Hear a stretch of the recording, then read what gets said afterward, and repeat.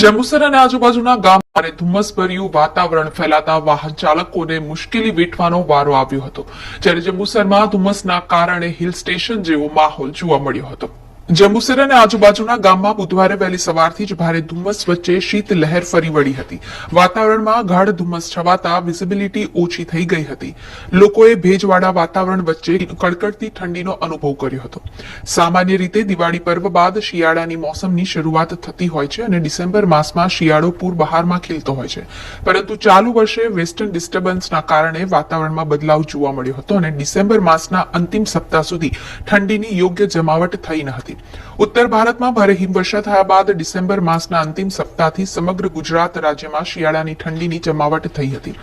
જોકે છેલ્લા 3 દિવસથી ધીમે ધીમે લઘુત્તમ તાપમાનનો પારો ઊંચો ગયો હતો અને ઠંડીમાંથી આંશિક રાહત મળી હતી. ત્યારબાદ આજે બુધવારે વહેલી સવારથી જ વાતાવરણમાં એકાએક પલટો જોવા મળ્યો હતો.